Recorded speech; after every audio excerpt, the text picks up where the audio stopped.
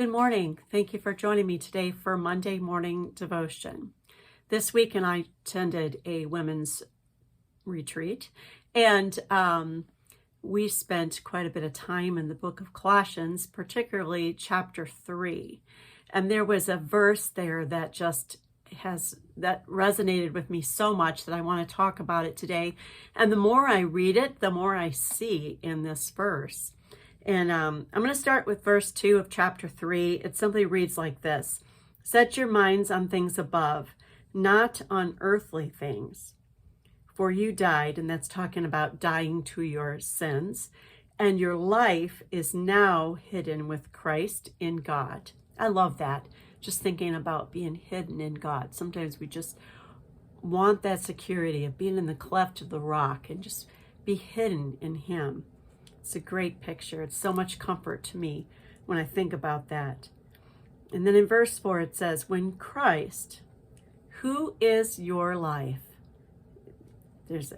when Christ, comma, who is your life, comma, appears, then you also will appear with Him in glory. Those 4 words just like came out of the page to me, and I underlined them. Who is your life? And then I'm asking myself, who is my life?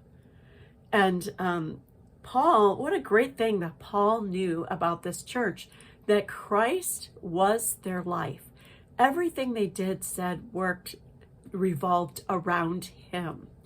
And I wonder, when people look at me and see my life, do they know who rocks my world?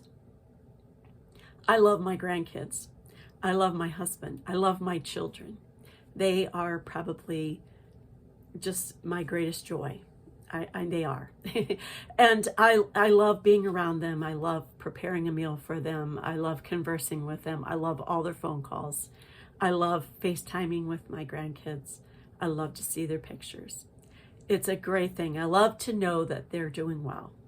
And so they have been a huge part of my life. And I loved being a mom, and I loved going to all their track meets and cross-country meets and just being a part of their life. And now that they're adults, I'm less a part of their life, but they still are a part of my life.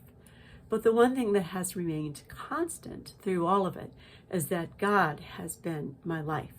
And so I ask you, is there anything that we have allowed in our life that has taken away from making Christ our life? Has our job overshadowed what we do for Him and the time we spend with Him? Does our family overshadow? Have we made them our idols?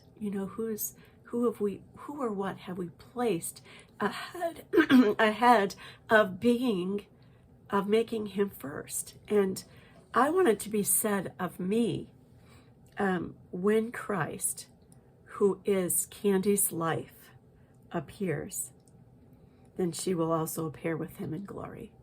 That's my desire. That's my motivation for living. And I don't want anything to come ahead of that. And I ask you today, who is your life? What have you allowed to come ahead of Him? And how can you put everything back in the right priority so people can say of you that Christ is your life? Have a blessed week, everyone. I look forward to seeing you every Monday. And if you feel free to like or share or comment below. If you would like to know more about my books, you can visit my website, www.candyporostowski.com. See you next week. Thank you.